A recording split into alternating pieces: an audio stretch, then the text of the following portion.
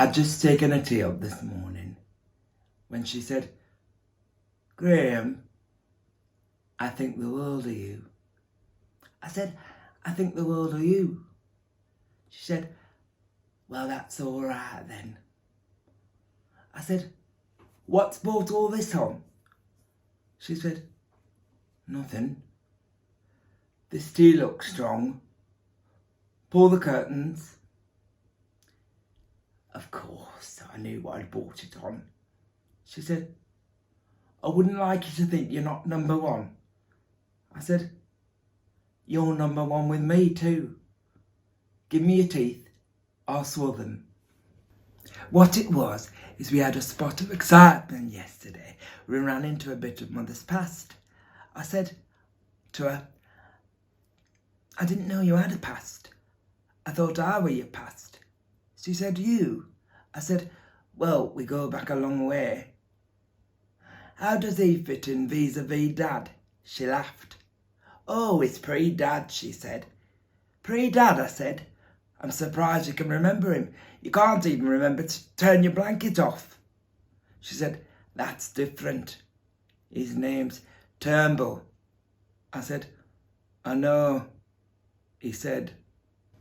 I parked her by the war memorial on our usual seat while I went and got some reading matter. And then I waited while she went to spend a penny in the disabled toilet. She's not actually disabled. Her memory's bad, but she says she prefers those toilets because you've got a bit more elbow room. She always takes forever diddling her hands and whatnot. And when she finally comes back, it turns out that she's been talking to the attendant. I said, "What about?" She said, "Hanging. She's in favour of stiffer penalties for minor offences." And I thought, well, we know different, our Graham and me. I wish you were there, love. You could have given her the statistics. Where are we going for our tea?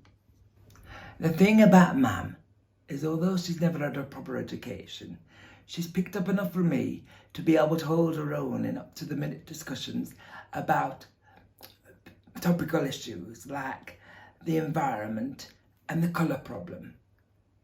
And for a woman of her age and background, she has a very liberal slant. She'll look at my Guardian and she actually thinks for herself. Dr. Chowdhury said to me, "Full marks, Graham. The best way to avoid a broken hip is to have a flexible mind. Keep up the good work." They go mad round the war memorial. So when we cross over, I generally slip my arm through hers till we're safely across.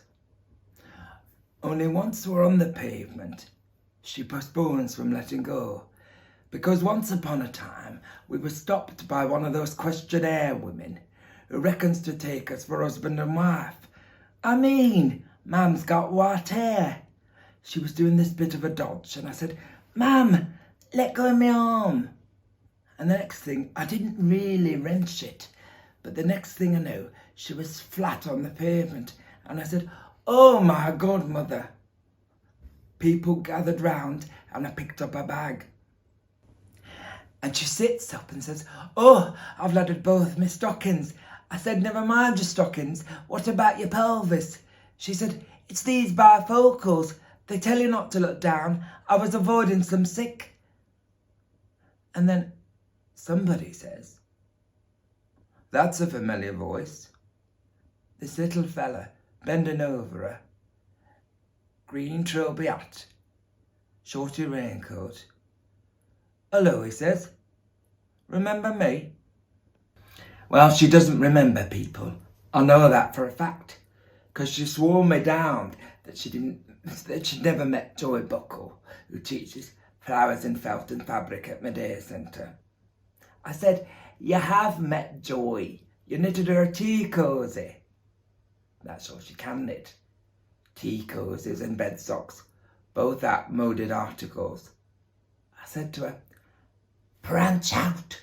If you can knit tea cosies, you can knit skiing hats." She said, Well, I will. Mind you, I still have to stand over her, otherwise she still leaves a hole for the spout. Anyway, I said, you do remember Joy because you said she had shocking eyebrows. She said, oh, but you didn't tell her that. I said, of course not. She said, well, I don't remember, and that's the way she is. She doesn't remember. So here's this little fella saying, do you remember me? And I said, no, she won't. Come on, mother, let's get you up. Only she says, remember you? Of course, it's Frank Turnbull. It must be 50 years. He says, 52, Farley, 1934. She says, Seacrest. He says, no Santa in the bedrooms, and they both cracked out laughing.